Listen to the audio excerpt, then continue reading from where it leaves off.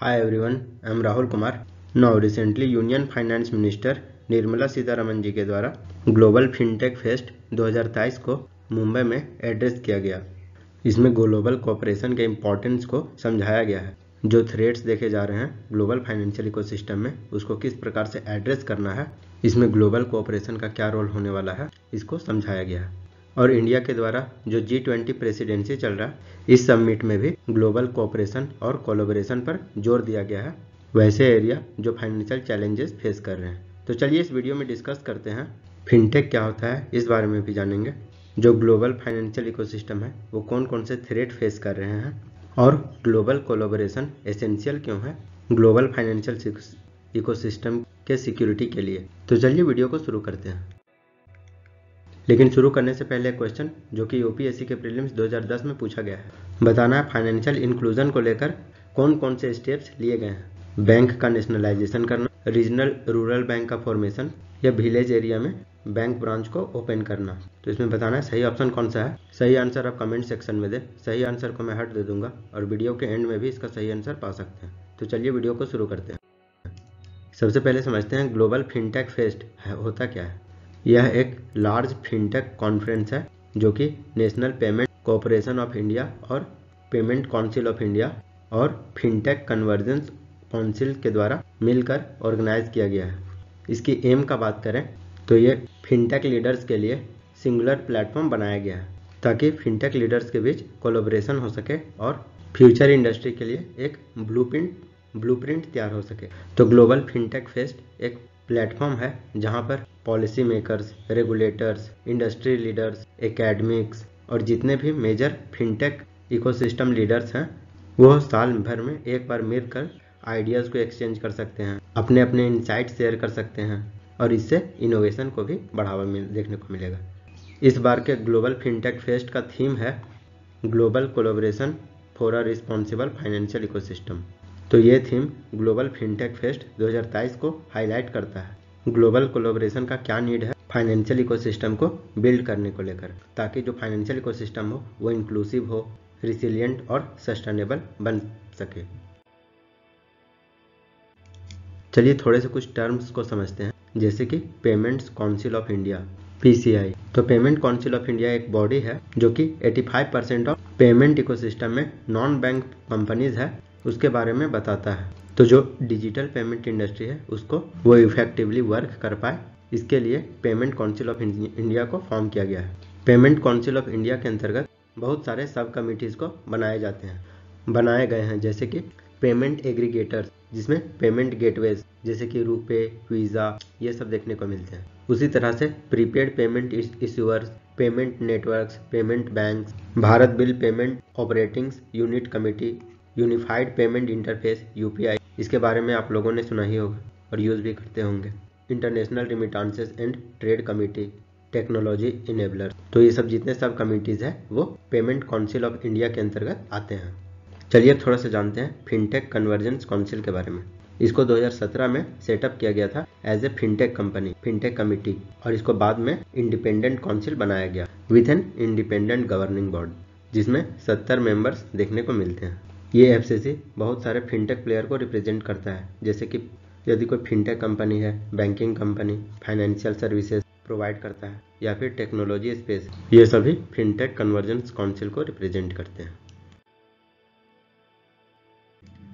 चलिए अब हम लोग थोड़ा सा समझते हैं फिनटेक के बारे में कि ये फिनटेक क्या होता है। तो फिनटेक का मतलब होता है फाइनेंशियल टेक्नोलॉजी, जो कि हमारे फाइनेंशियल सर्विसेज है उसको ऑटोमेट करने का काम करता है, सर्विस डिलीवरी को इम्प्रूव करने का काम करता है। फिनटेक स्पेस के कुछ की सेगमेंट का बात करें तो डिजिटल पेमेंट, तो जैसे कि UPI हो गया, भीम हो गया, फोन पे, गूगल पे, ये सब डिजिटल पेमेंट्स के अंतर्गत आते हैं। उसी तरह डिजिटल लेंडिंग, इसमें आप पेटीएम को ले सकते हैं, भारत पे, ये सब जो ऐप है वो लोन भी प्रोवाइड करते हैं। उसी तरह से बैंक टैक कहने का मतलब अभी न्यू बैंक का कंसेप्ट चला है जिसका कोई भी ब्रांच नहीं होता है और उसका अकाउंट डिजिटली खोला जाता है, और क्रिप्टो करेंसी।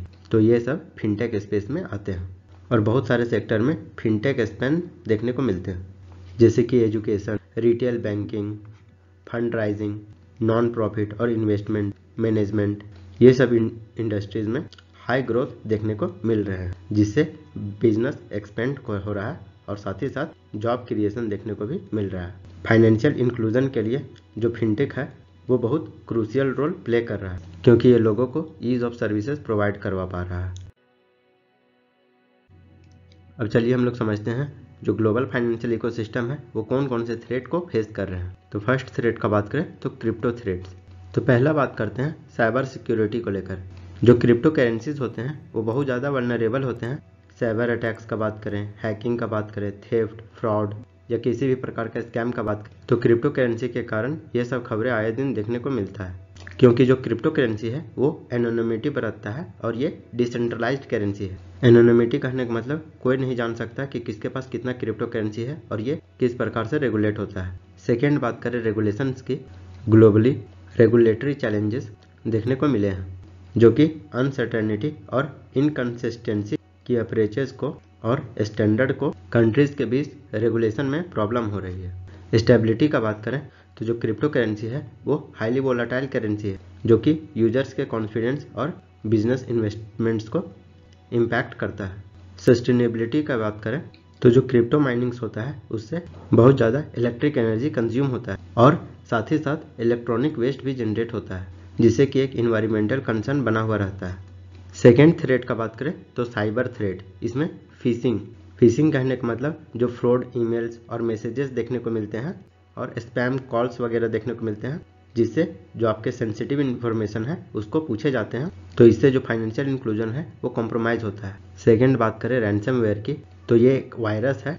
ये मालवेयर विक्टिम्स के फाइल को इनक्रिप्ट कर देता है और रैंसम यानी कि फिरौती का डिमांड करता है कि इतना बिटकॉइन दो, उसके बाद आपका जो भी सिस्टम है उसको अनलॉक किया जा सकता है। तो इससे जो फाइनेंशियल सर्विसेज है वो एक्सटॉर्ट होते हैं। नेक्स्ट डेटा बीचेस की बात करें तो इससे अनऑथोराइज्ड एक्सेस किया जाता है कॉन्फिडेंशियल डेटा को। डेटा बीचेस से हमारे प्राइवेसी कॉम्प्रोमाइज होते हैं और जो हमारे आइडेंटिटीज होते हैं वो फाइनेंशियल एंटिटीज के पास पहुंच जाते हैं। चलिए नेक्स्ट बात करते हैं सप्लाई चेन अटैक्स की। इसमें हैकर के द्वारा इन्फिल्ट्रेट किया जाता है जो फाइनेंशियल इंस्टीट्यूशंस के द्वारा सप्लाई प्रोवाइड किया जाता है, उसके सिस्टम और सर्विसेज को कॉम्प्रोमाइज किया जाता है। थर्ड बात करें ड्रग वार्स और माफियाज की, तो जो ड्रग ट्रैफिकर्स और माफियाज देखने को मिलते हैं उनके द्वारा मनी लॉन्ड्रिंग का यूज करके इलीगल फंड को लेजिटिमेट बनाया जाता है। फोर्थ टैक्स हेवन और टैक्स इवेजन का बात करें तो टैक्स हेवन वैसे देश होते हैं जो कि फॉरेन इंडिविजुअल और बिजनेसेस को किसी भी प्रकार का टैक्स लेबिलिटी नहीं देना पड़ता है, यह बहुत ही नामात्र में थोड़ा अमाउंट में देना पड़ता है, तो वैसे कंट्रीज को टैक्स हेवन कंट्री कहा जाता है। इसमें एग्जाम्पल में बात करें तो मॉरिशस, नीदरलैंड, स्विट्जरलैंड, ये सब कुछ टैक्स हेवन कंट्रीज हैं।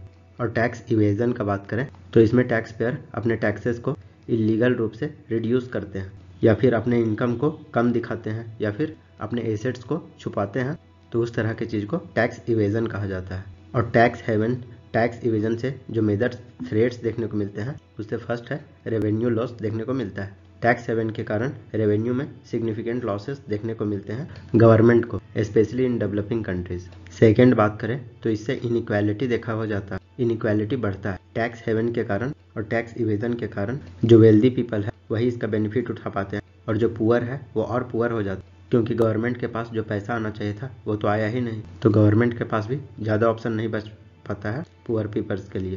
थर्ड है करप्शन।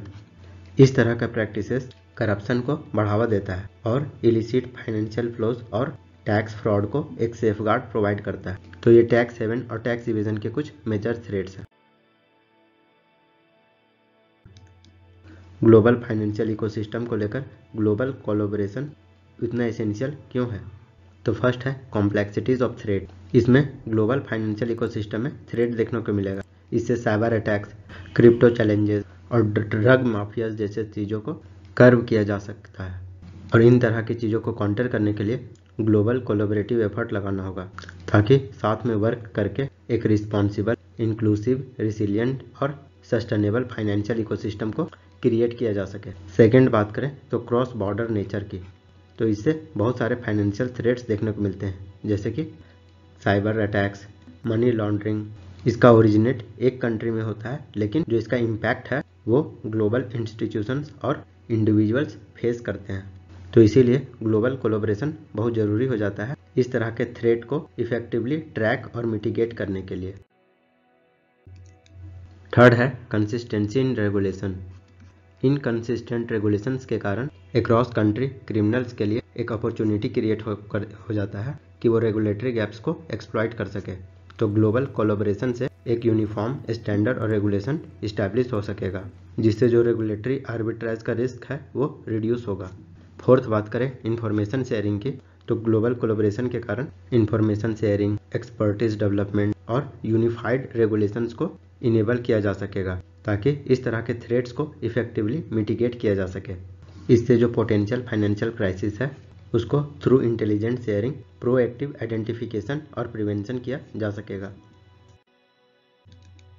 चलिए अब हम लोग थोड़ा सा समझते हैं फिनटेक के द्वारा जो ग्लोबल फाइनेंशियल इकोसिस्टम है उसके थ्रेट को किस प्रकार से एड्रेस कर सकता है। तो फिनटेक कंपनीज के द्वारा सिक्योरिटी मेजर्स को रोबस्ट करने के लिए हेवली इन्वेस्ट किया जाता है। एडवांस इंस्क्रिप्शन और अदर मेजर्स के यूज करके यूजर्स के डेटा और फाइनेंशियल ट्रांजैक्शन को प्रोटेक्ट करने का काम करता है। फिनटेक कंपनी के द्वारा कुछ इनोवेटिव सॉल्यूशन का भी यूज देखने को मिलता है, जैसे कि मशीन लर्निंग और ब्लॉकचेन। इससे जो साइबर सिक्योरिटी है वो बूस्ट होता है, और यदि कोई मिलिशियस एक्टिविटीज करता है तो उसके लिए डिटरेंस का काम करता है। फिनटेक कंपनीज के द्वारा फाइनेंशियल इंक्लूजन को भी प्रमोट किया जाता है by offering under served populations, जिससे इकोनॉमिक वेलबींग को बढ़ावा मिलता है और जो फाइनेंशियल वल्नरेबिलिटी है वो रिड्यूस होता है। फिनटेक के द्वारा जो डेवलपिंग और इम्प्लीमेंटिंग रेगुलेटरी फ्रेमवर्क्स है और जो इमर्जिंग टेक्नोलॉजीज होते हैं लाइक क्रिप्टो एसेट, इन सब एसेट्स में जो रिस्क एसोसिएटेड रहता है उनको फिनटेक के द्वारा मिटिगेट करने का काम किया जाता है, और इससे फाइनेंशियल सेक्टर में इनोवेशन और ग्रोथ देखने को मिलते हैं। तो चलिए आते हैं अपने क्वेश्चन की ओर। इसका सही आंसर है ऑप्शन डी। फाइनेंशियल इंक्लूजन को लेकर बैंक का नेशनलाइजेशन किया गया था, रीजनल रूरल बैंक का फॉर्मेशन और विलेज एरिया में ब्रांच के डेवलपमेंट को लेकर काम किया जाता है। तो यदि आपको वीडियो अच्छा लगा हो तो लाइक करें, सब्सक्राइब करें और शेयर करें। And thanks for watching.